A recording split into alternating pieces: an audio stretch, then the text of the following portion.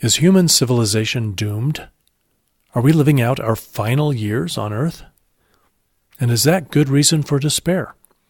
Let's explore these questions on this episode of the GrowthBusters podcast. Calling. Call the GrowthBusters.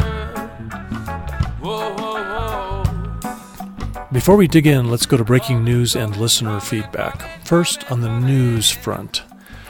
The organization Having Kids has created an action to urge the United Nations to support better family planning. I'll include a link to this page where your action is requested, and I recommend it.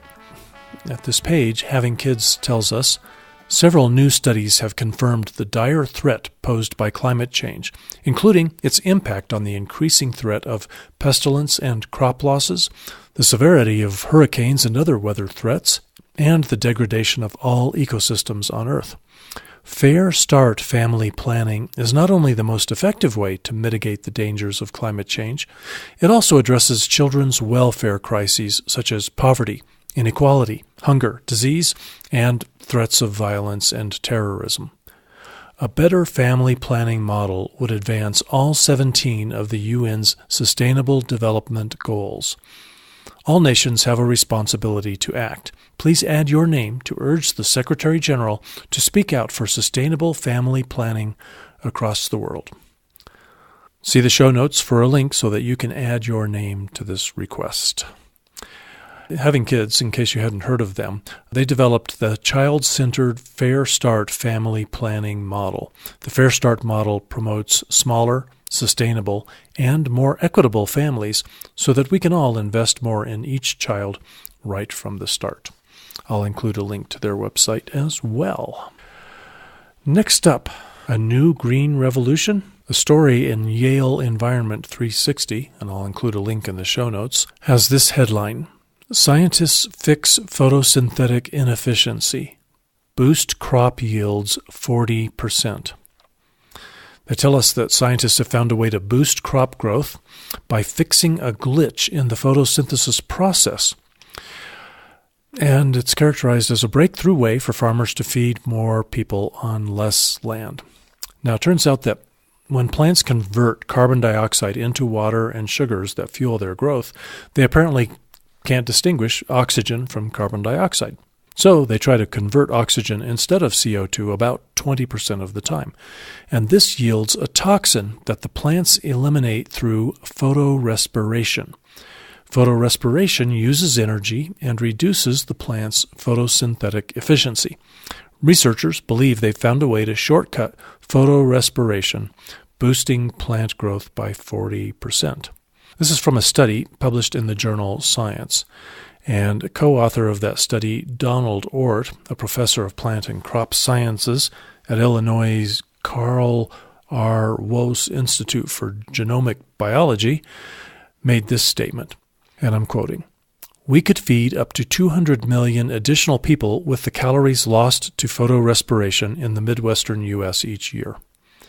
Reclaiming even a portion of these calories across the world could go a long way to meeting the 21st century's rapidly expanding food demands, driven by population growth and more affluent, high-calorie diets."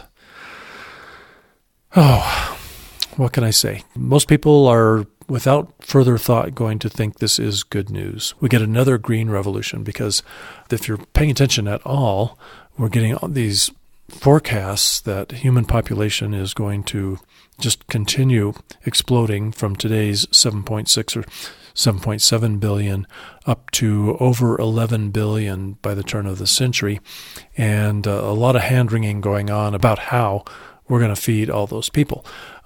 It's interesting because, back in the 60s and 70s, we were warned that we couldn't feed a growing population, that we needed to end population growth because there would not be enough food to feed the growing population.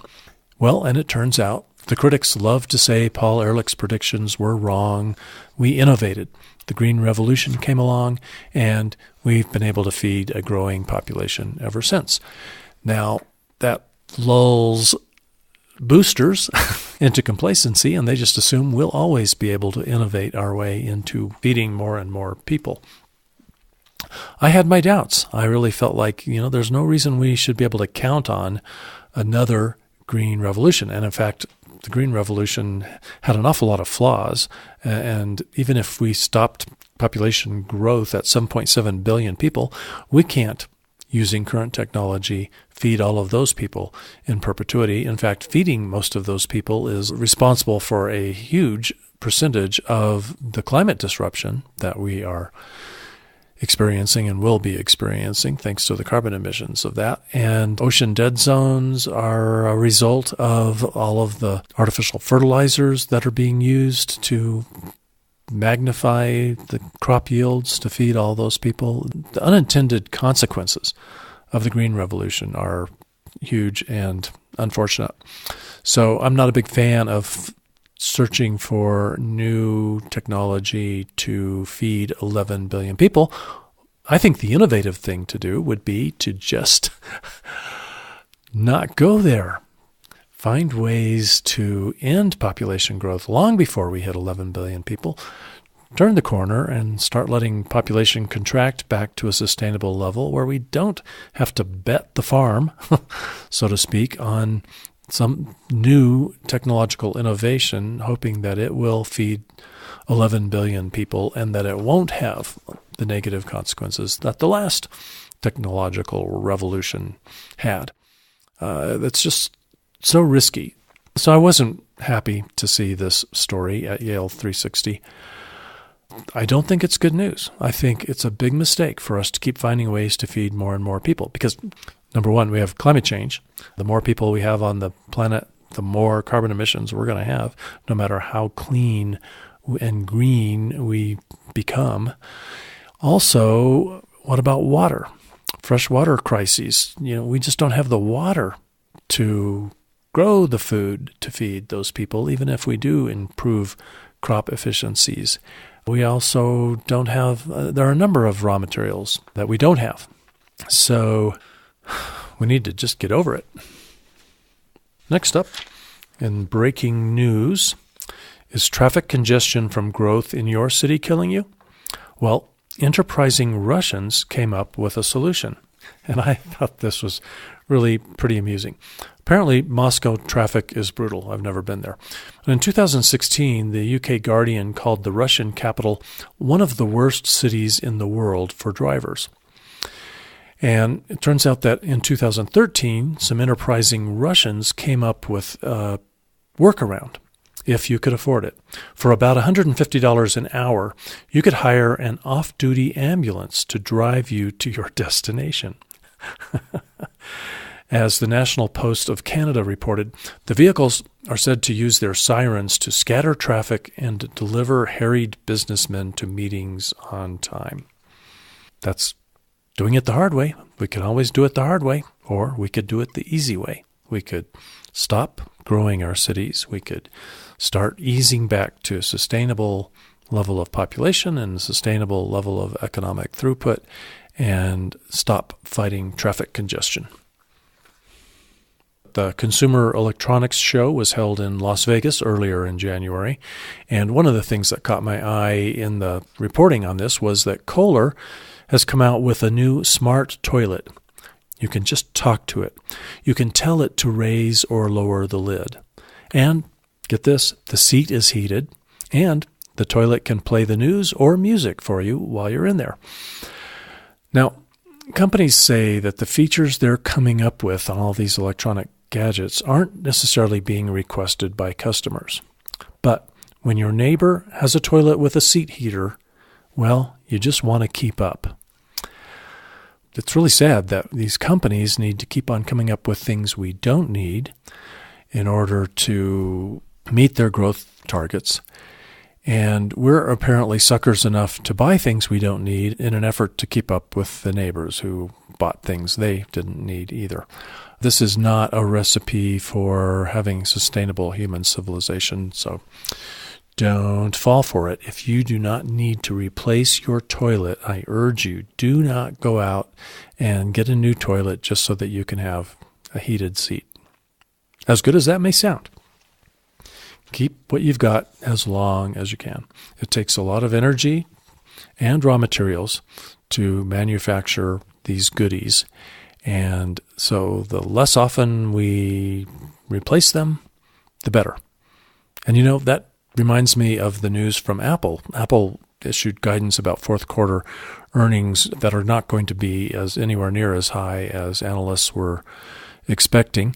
And so there's been a lot of speculation about why Apple is struggling to make those numbers. And one of the things that's been mentioned in the news reporting on this has been that people are not replacing their iPhones as often, that perhaps iPhones have gotten so expensive that people are hanging on to them.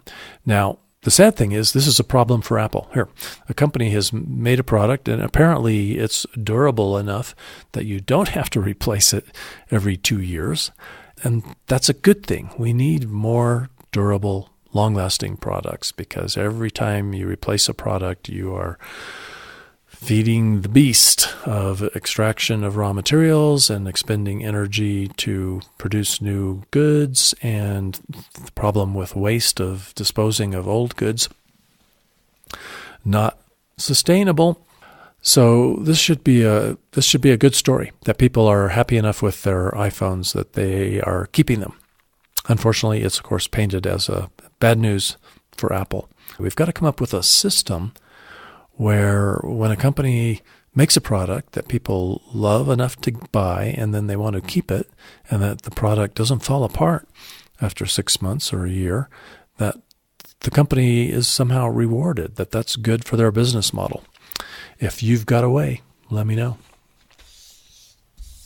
Okay, last up before we dig into the main event, I want to share a few comments from listeners and other visitors to our various presences on the internet. And I just want to remind you that we love to share your feedback. So by all means, leave a comment on the webpage or on the Facebook page for the GrowthBusters podcast if you have a comment on anything that you hear in this episode of the GrowthBusters podcast.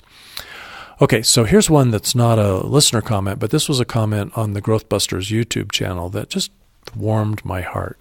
And they made this comment about our video, Spaceship Earth Passenger Safety Briefing. Par Pedersen, maybe it's Peterson, wrote, "If there's one video I wish everyone on the planet would watch, this is the one." Thank you, Par. This is some of our best work. It's one of the best short films that the GrowthBusters project has ever produced. So if you haven't seen Spaceship Earth Passenger Safety Briefing, be sure to check the show notes. I'll include a link to that. It's very short, but it is, I think, very important. In fact, I don't understand why it hasn't just gone completely viral. No water skiing squirrels, I suppose. Okay, a few website comments about episode 22, our last one, all about cleaning up your laundry habits. Jeff W. wrote, "Last I checked, world population is now at 7.7 billion. I've been saying 7.6 billion, and the estimate of current population will vary a little bit, depend on who you're looking to, whether you're looking at the United Nations or you're looking at the U.S. Census Bureau or one of a number of other population clocks. But I know it's been going up since it hit 7.6 billion about a year ago, and so if you do the math, he's probably right. Thanks for correcting me on that, Jeff. Jeff had some other comments. "Milk on tap sounds good. Wonder why I've not seen it here in the U.S. Perhaps different regulations make it difficult to do." And he also wrote, "Home delivery of milk in heavy glass seems more about nostalgia or novelty than being environmentally responsible. I can't see how a diesel truck driving around delivering 1 or 2 bottles of milk per house could possibly be more efficient than just taking all the milk to the store and me riding my bike to pick it up." Let me interject a comment here. I would agree. If everyone is riding their bike to the store, it doesn't make sense to have these delivery trucks. However, if all those households are hopping in their car and driving down to the store to get their milk, then it could actually be more efficient for a delivery truck to make one trip through the neighborhood bringing you your milk. Continuing with comments from Jeff, In my experience, front-load washers leave the clothes smelly unless you do multiple rinses, so it doesn't help save much water, and then they need special low-sudsing detergent, so you can't use homemade detergent. They are also more complicated electromechanically than a top-load unit, more embedded energy as a result, something that is often overlooked when comparing devices based on energy used. And embedded energy, in case you aren't familiar with that term, is the energy that was consumed in manufacturing the item. Now, I know they do have top-loading, high-efficiency washers, so I suppose maybe Jeff's suggesting that those are better than front-load. We actually have a front-load here at our house, and we're experimenting a little bit, trying to find the most environmentally benign detergent that gets the clothes clean and doesn't make too many suds. But line drying, I recommend. Also, on our show notes page at growthbusters.org, we had a comment from Mariana Young, who wrote, I grew up with a German mother who only hung up clothes outside. Neither my sister nor I use electric clothes dryers, and both of us live in cold and snowy climates, at least for now. I always wonder about washers and dryers being paired in sales advertisements. When did it become a given that one always purchases both units together? Why not just a washer? Ads make people feel that there is no choice about not getting a dryer. Well, I hadn't thought about that, but of course that's what advertising is intended to do, is to get you to buy things often that you don't need. Appreciate the comment, Mariana. If you looked at the show notes, I added something that we didn't talk about in episode 22. I posted a link to an article about how washing dishes by hand may actually use more water than washing them in a dishwasher. And we got a comment from Christine Abolina, who took exception to that. Here's what she said. I'm surprised about green advertisement of dishwashing machines. Those articles about big ecological impact of dishwashing by hand. No one dishwasher can be as efficient as washing dishes in double bowl sink by hand and no running water. One bowl for washing and other bowl for rinsing. Impact, no additional water heating in dishwasher, no electricity use for running dishwasher, no production of dishwashers, and much less waste afterwards. The real proposal must be not to use running water for dishwashing by hand, like toothbrushing with no running water. Well, you may be right, especially when you consider the energy that goes into the dishwasher. But as far as just water use, I have to wonder, Christine, whether you're considering all the water you use.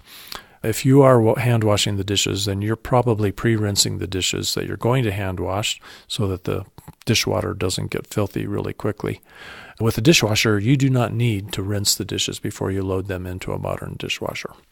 According to Jonah Shine, a technical coordinator in the EPA's WaterSense program, in order to wash the same amount of dishes that can fit in a single load of a full-size dishwasher and use less water, you would need to be able to wash 8 full place sittings and still limit the total amount of time that the faucet was running to less than 2 minutes. So, on the water consumption side, I'm not sure I'm buying your argument, Christine. But, like I said, on the energy side, you're definitely correct.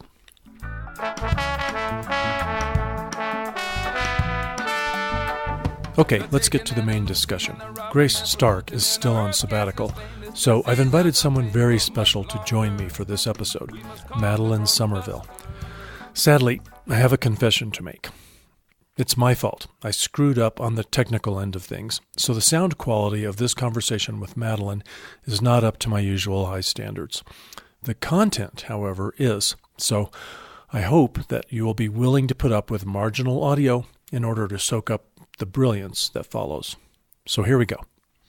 Madeleine attracted my attention a few years ago when she was writing a column for the UK Guardian called All You Need Is Less, and also a book, All You Need Is Less, a guilt-free guide to eco-friendly, green living, and stress-free simplicity.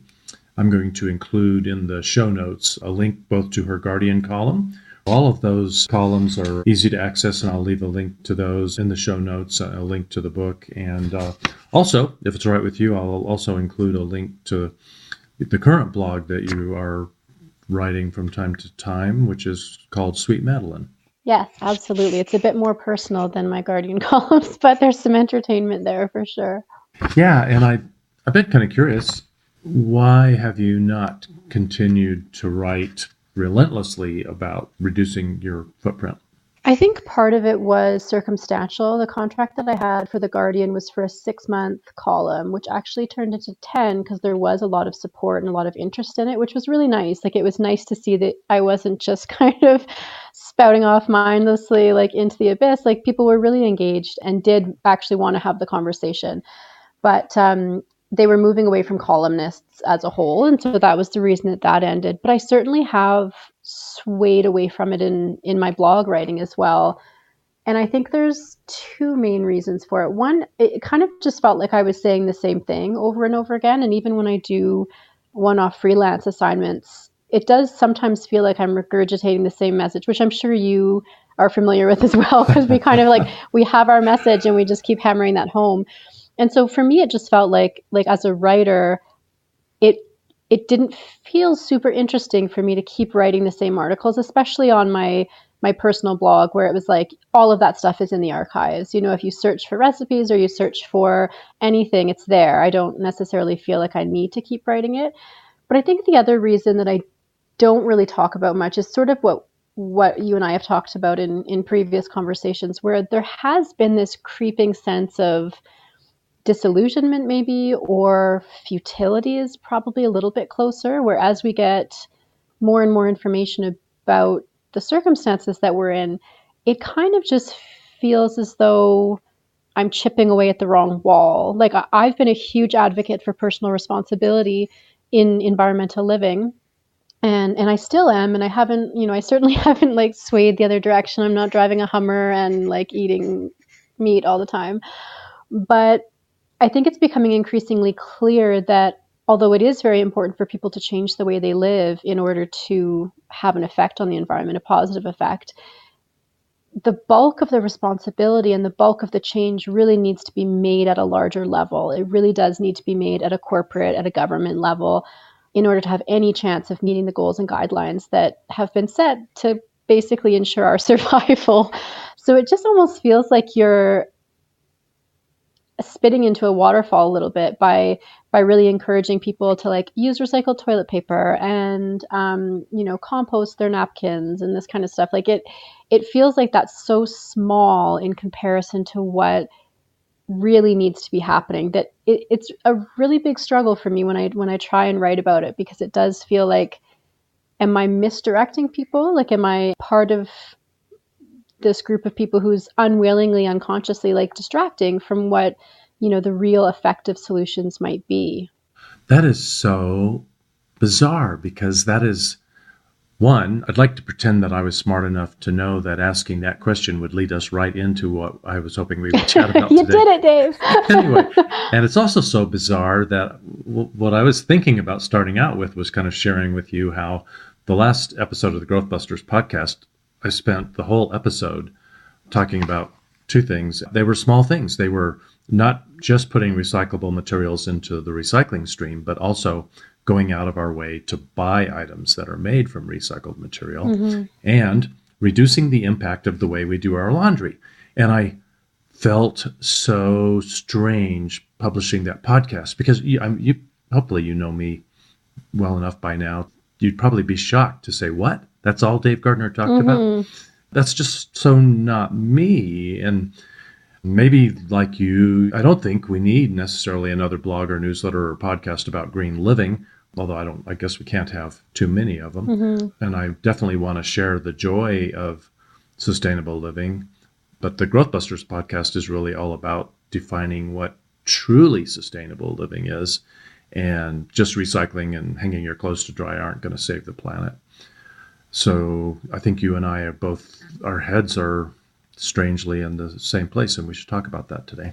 Yeah, and it's a very weird, I mean, I really oscillate back and forth because I do know that there are so many places, I mean, even in North America, like certainly in Canada and the United States, absolutely, that there are still whole towns and cities that don't have recycling programs. And composting is still quite a foreign concept to a lot of people. And, there are people who still contribute so heavily to the waste that we produce every single day. So clearly there's still work to be done in this area. And so it does feel strange to kind of feel so almost ambivalent about it because, there are more people to convince, there are points to be made here, and there are issues to be shared, and to bring this message and to, answer questions and explain things for people who haven't quite come over to this strange way of living yet. But it also does feel like I'm increasingly starting to think and starting to see that I don't know that it would be enough, even if every single person in the world started recycling and composting, all this stuff, if our big habits still remain the same, if we still are trying to have the same way of life, just tweaked to be a little bit more environmentally friendly, I don't know that that's enough. And so it does feel a bit disingenuous to keep recommending this course of action because it's, although I do believe you have to act in line with your values, and I wouldn't feel right doing otherwise, there's definitely sort of this bigger question looming in the room that it's becoming increasingly hard to ignore. Yeah. At the same time, I just think there's such a danger I don't want citizens to just sit around and wait for their policymakers to do what needs to be done. We can't just sit and wait. No, I mean, that's never worked before, and it's certainly not going to work now, especially because the core of everything is money, which is why we're kind of in this situation to begin with, is because, you make more money taking stuff out of the ground and selling it than you do just leaving it there. And that's, I think, at the core of a lot of the issues that we're having at the moment. And certainly, I was talking to my sister about this over Christmas, and she's like, well, then why are you still doing this? Like, does it matter? And I'm like, of course it matters. And I would still, as I said, like in the conversations that I do still have with people, I really still encourage people adopting these practices because I do believe that small change begets bigger change. It's like if you clean your house and then you're not overwhelmed by a messy house, and then you have that energy that you can go and take out into the world and maybe take a walk or adopt healthier eating habits. Like small changes do beget bigger changes. And so I do think it's important to start somewhere. And for a lot of people, personal responsibility is the place that it starts. And once they start asking more of themselves, it becomes easier to ask more of the policymakers and the corporations and the governments that are sort of making these big decisions. But I do think that we are going to have to take on some different initiatives going beyond like buying cute stainless steel straws and water bottles. I do feel like there is going to be the need for a more activist approach to this. There does need to be a more vocal, demand-based approach to this rather than just focusing on ourselves. One of my thoughts about this is that imagine if for the past 40 years, more and more people at a much more rapid clip than has happened had been adopting sustainable lifestyles. And I mean far beyond just ditching plastic straws and plastic grocery bags, but really looking for ways to simplify their lives. Then those would be the people who are in Parliament and in the House of Representatives in the U.S. and in the Senate who are making policy, and it would already be just a part of their DNA. Exactly. And I do think that, I mean, it's so easy to feel, kind of this sense of frustration or of powerlessness that I definitely get sometimes, where you feel like you're one person and you're not necessarily having the impact that you wish you would. But I think if we trace it back, it really is groups of people coming together, making decisions that do drive so much change. Even if you just looked at transit, your city probably is very similar to mine, where it's like very car based and cars drive most of the infrastructure decisions and transit decisions and all this kind of stuff. But I feel like if every year an increasing amount of people were to start using public transit, you would see a lot of the common complaints disappear, about the buses being spaced too far apart or the trains not having enough stops or all these kind of things. As more and more people used it, they would gain more funding, they would have more revenue, they would be able to expand the system more and more to the point where it would become comparable to having a car. You wouldn't have to sacrifice in order to use public transit, which for a lot of people and especially in these sprawling like North American cities, it does feel like it's a bit of a struggle to go car free in some of these places. Mm-hmm. So, I do think that there's something to be said for that as more and more people adopt an environmentally conscious lifestyle and are starting to question and be aware and ask for different things. It becomes more commonplace. I very rarely now get a second glance if I have a jar at a coffee shop or a smoothie place, or if I ask for something in my own container, where, 5 years ago, I would have to repeat myself like 2 or 3 times. They're like, you what? There you go, yeah. Whereas now that's far more common, which is really nice because it means that more people are doing it.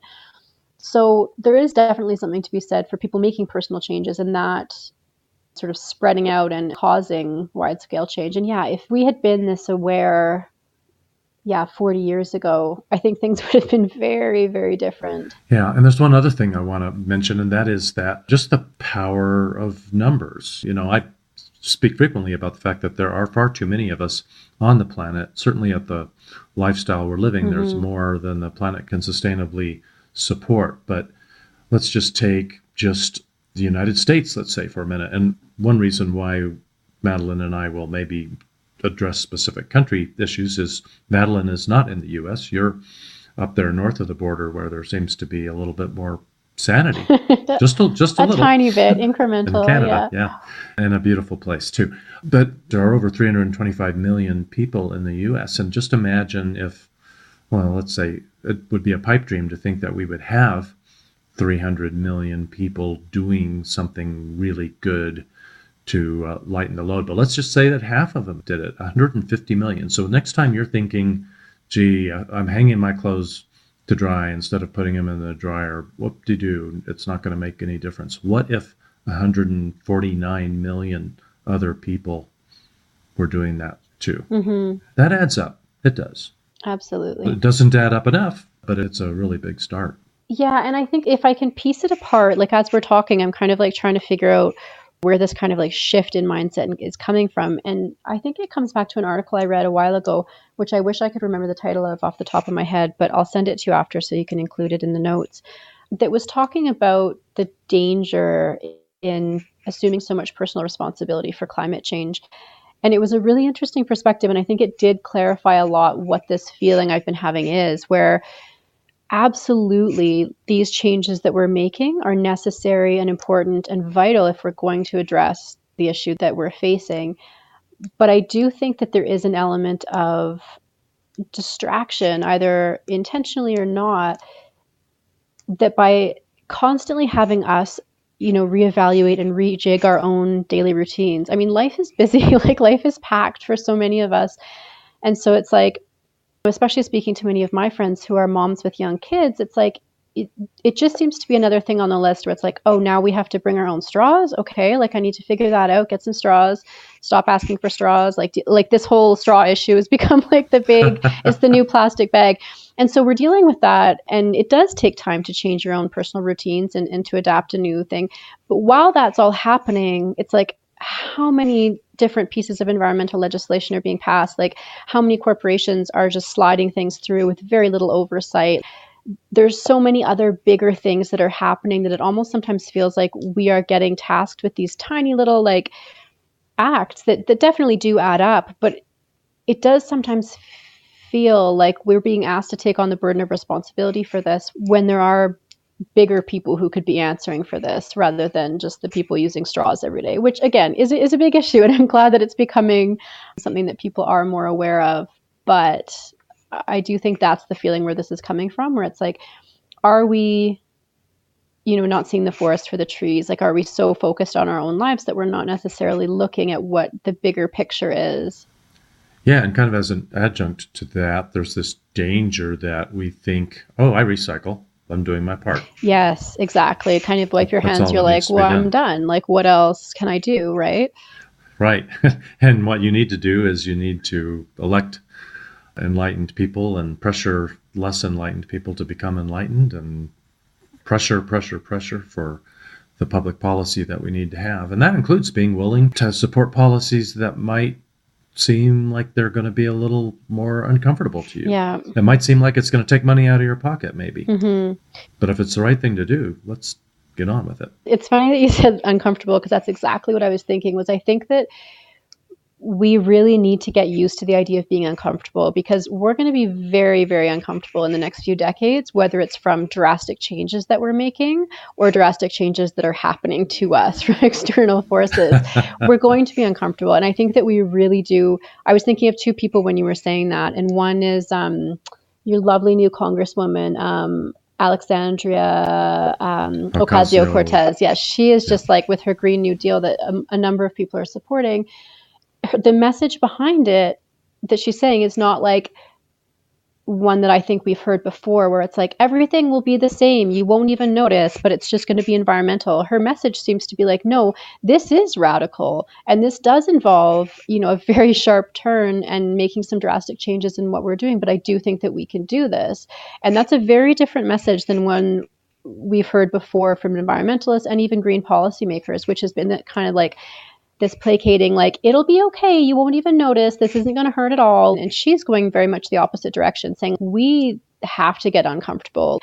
And she really isn't afraid from shying away from statements that are making people take note. Taxing the rich at 70% is a very drastic thing. It gets people's attention. And when you actually look at it, it's really not that different from tax rates that you guys have had in the past. But it makes people realize that the stakes are high enough at this point that we need to be uncomfortable. And the same with that wonderful Greta Thunberg, who gave that blistering speech at the UN. Like, I guarantee you every person in that room was uncomfortable hearing this 15-year-old girl telling them that they are letting the world down and that they are cowards, and it just was like, we need to be uncomfortable to actually be able to be forced out of the routines that we have and this instinct that we have to preserve the lives that we have, because they're not a guarantee at this point. Well, you are so right to say that we're going to be uncomfortable one way or the other. And that's a great segue into the kind of the second half of the conversation I had proposed having with you, which is coping with the new normal. And you mentioned that the next couple of decades, it's going to be different. It's going to be uncomfortable. I was struck by something I heard in this Allstate insurance commercial the other day. Let me play a bit of it for you. A once in 500-year storm should happen every 500 years, right? Fact is, there have been 26 in the last decade. Oh, God. Yeah. So, wow, 26 500-year storms in the last decade. That tells you that things are different. Mm-hmm. It is a new normal. I'm reluctant to use that because it's not going to stay the same. No. What's normal this year is going to be past history next year, unfortunately. The droughts, the floods, the wildfires, those aren't just occasional disasters like they used to be. They're becoming a routine occurrence. And it seems to me like, tell me if you feel this too, that things are changing faster and faster. Yeah, it really does feel like that. And it's horrific when you actually look at what's happening. And I think the US might have experienced obviously in the last few years, you've experienced a lot of horrific natural disasters or unnatural disasters, really. But I do think this really does need to arrive on our doorstep in order for us to take notice. Like, I think people in developing countries have been feeling the effects of these changes for quite a while. The increasing heats without air conditioning and the droughts that decimate their crops and their livestock. Whereas we go to the grocery store and suddenly our fruit is from a different country and we don't necessarily even notice. So I do think it's taken a bit longer to arrive on our doorstep. And especially in Canada here, we're a little bit farther north. So, the heat waves aren't happening so much here. But every single summer for the last few years, our cities have been choked with smoke throughout the summer from all of BC burning, which is some of the hugest areas of natural forest in Canada. So although these things are horrific, it almost does need to get this bad before people start realizing that it is this bad. It's very easy to ignore. And this has been one of the major issues of like every environmental writer and scientist and everything in the last few decades is it's such an ambiguous someday problem. Like, it's really hard to get people to care about this because it doesn't seem tangible. It's not like you throw something in the garbage and then immediately see the effect from it. It just gets picked up and it goes away.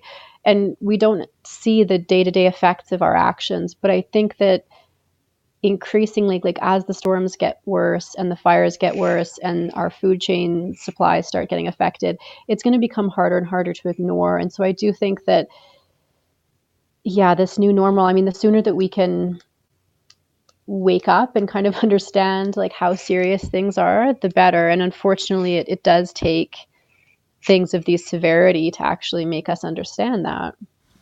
But I really want to underline that it's no longer a future tense thing. No. Even here in the overdeveloped world, we are really living it now, and we don't have to wait. What I'm afraid of is that we're probably victims a little bit of what's called shifting baselines, where the change has been happening slowly enough that we just kind of get used to it, step by step. But at least it's happening faster now. But if we had jumped from what life was like 20 years ago to suddenly what life is like today, we'd say, whoa, man, we got a problem here. Yeah, exactly. It's so crazy to me that that's a commercial, like that's the basis of a commercial. And obviously it's not a commercial for environmental policy change. It's a commercial for like, hey, the world's burning and on fire, so maybe get better insurance. Like that is the least, I mean, not the least of our concerns, but like, that's so surprising to me that that's a commercial. You know, when the staid conservative insurance companies are talking like that, you know you're in the middle of it. We have jumped out of the frying pan and we are in the fire. Yes, absolutely. So what do you think? Are you already feeling the emotional impact of these times? Absolutely. Yeah. I wrote a post a while ago. I think it was titled something super cheery, like how to cope with the end of the world.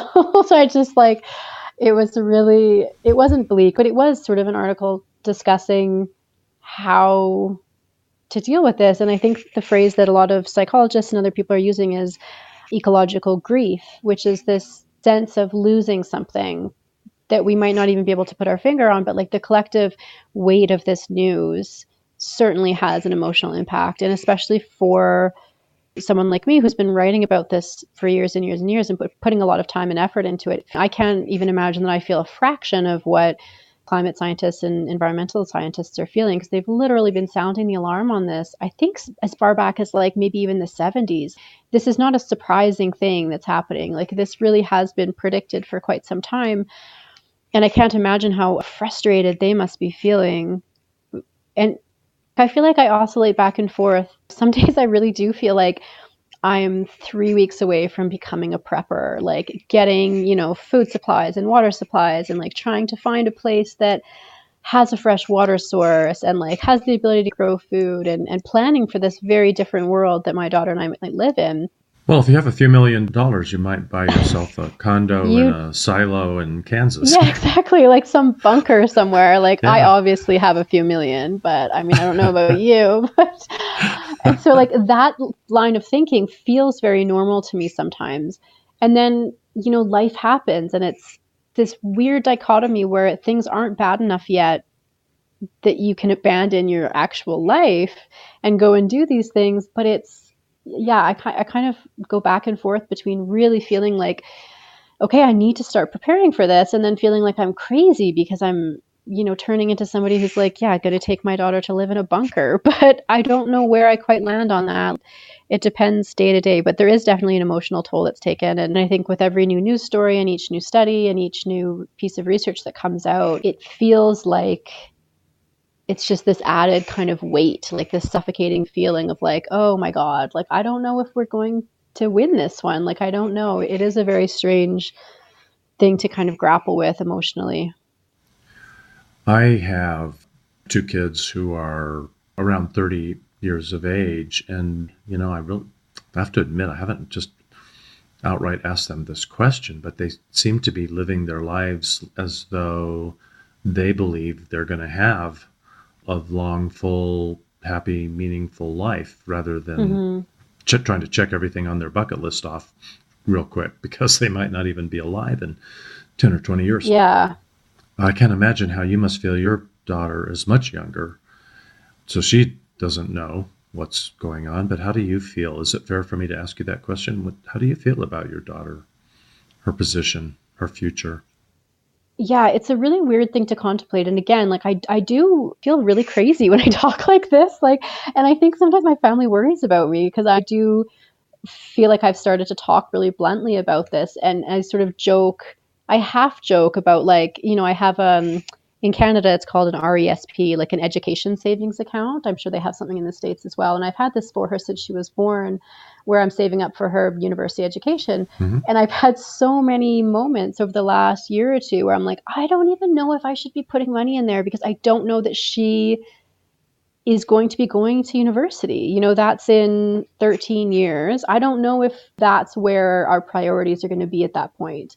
And I feel like that's a crazy thing to say, but I also don't when I look at what's actually going on. And I do have moments where I feel like I should just be investing that in something else that will ensure her safety in a different way rather than prioritizing her education, like prioritizing her survival, which sounds ludicrous, but it is something that I think about. And for myself as well, like I have a chronic illness, which I take, you know, like 22 pills a day for. But what does that mean for me if the ability to get that medication doesn't exist anymore? Like these are like very strange questions to contemplate. And I do feel out of my mind when I talk about them, but there is also a really real sense of feeling like I do need to kind of be aware of that and at least be kind of half preparing for that just in case. Because I do feel like this is the type of thing that seems really far off until it's not. And then you look back and you wish that, you know, you had kind of prepared a little bit better. And I don't talk about it a lot with her. Like I definitely don't discuss any of this. She knows what we do in our house, and she's become very vocal in her school about recycling and stuff like that. Like she's very on board with what we do and she understands that, but I certainly haven't gotten into the larger implications of some of the predictions about where we'll be in a few decades and that kind of stuff. And I don't think I will until she's much older, just because I feel like that's a lot for a little girl to take on. But it is very scary. Yeah, and that reminds me of Greta Thunberg. She looks a lot younger, but I think she's, 15 years old? Yeah. So you'd probably want to wait at least till then. That girl is incredible. And I think part of the benefit is that she is, I believe, autistic. So she doesn't have the social niceties that a lot of us prioritize over truth. So she's just very blunt and she's very honest. You know, in her speeches, if anyone hasn't read or heard them yet, they're incredible. Like she's just very blunt about the fact that the previous generations have stolen her generation's future. And she strikes every Friday from school and she won't go to any more conferences now because they used up her carbon budget. So she'll video link in, and she really does walk the talk, but she's also just very blunt and very honest about what she's experiencing. And I think that more and more, like as you see climate protests that are supported and organized by younger people, I do feel like there is a sense among the teenage age right now, people who are aware that they do feel like they've had their future taken away a little bit, at least the carefree future that you were supposed to have as a teen or early 20s. I don't know that that's going to be the same for them when they're having to worry about floods and droughts and incredible wildfires that just exceed anything that has happened before. Like that's not exactly the carefree American life that most people have had.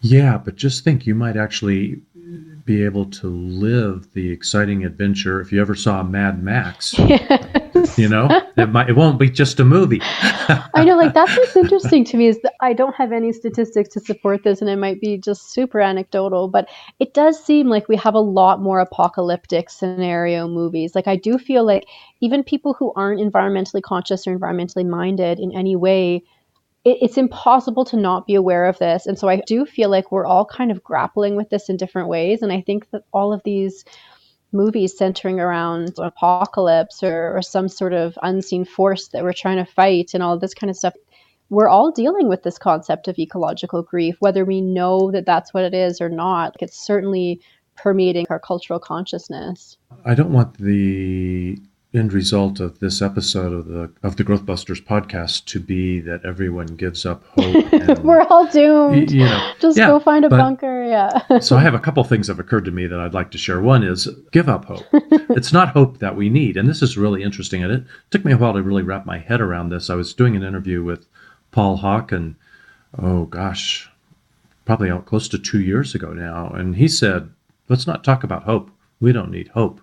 We need action. Mm-hmm. We need to do something. You can't sit around and hope it's going to be better. And I think some of my relatives, my built-in focus group, that's what they've been doing. They've been sitting around hoping and thinking, well, if it gets bad enough, then we'll do the hard work. Mm-hmm. It's time for the hard work. Yeah. So Don't sit around and hope. Do the hard work. Don't give up. I don't think we can give up, even though the odds are, with each passing week, it's not looking good. Just in terms, if you're a gambling person, you might not want to bet on human civilization really having an elegant path forward out of this. But it's not impossible. It's still possible. And so I'm not going to turn off the lights here at GrowthBusters and just party. I can't. I have to keep trying to inspire people to do what they can and move human civilization in a more sustainable way. And then the other thing, before you get a word in edgewise, sorry to talk so much, but it's almost like, well, what if you found out you just had 12 months to live? You would make every day count. You would make the best of your days, hopefully. You would live well. And so I'm not suggesting that we live well in that we all jump on airplanes and stop worrying about our carbon footprint. I'm talking about living well, doing the things that really, really count, really having good quality time with the people that you love and not staying on the treadmill in service to capitalism so much and thinking you'll have time later to really have good quality time with the people you love. Have that quality time today and enjoy living. Yeah, exactly. The idea here is not to kind of throw in the towel and be like, well, the writing's on the wall, there's not much we can do. I think the key is that we need to get ready to be uncomfortable and be willing to get uncomfortable. So as these conversations are happening about the measures that we need to take in order to make this happen, I just think that we need to be willing to be uncomfortable and not wait till the last minute to make the drastic changes that are going to actually make an impact in where we're headed. And like you're saying, like if the goalposts change and it's not about succeeding financially or succeeding in your career or succeeding in having the biggest house or the longest vacations, then your values can really shift too, which can be pretty freeing. Like you're saying, you can prioritize different things. And sometimes disaster like this or news like this can give people the freedom to prioritize different things and to walk away from lives that might not really have been servicing them in the way that they wanted.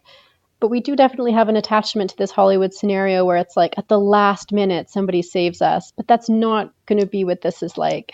I think this is going to be way more of a series of hard decisions and messy conversations and trials and errors. But I do think that we need to be willing to have those conversations and be willing to make the effort and do the work and get uncomfortable while we're doing it. Well, now you know why I invited you to join me in this conversation. You are just so much more articulate than I am about saying that. Very well said. Very well said. I'm glad some of it made sense. I knew what I wanted to say, but you said it, and you said it really well.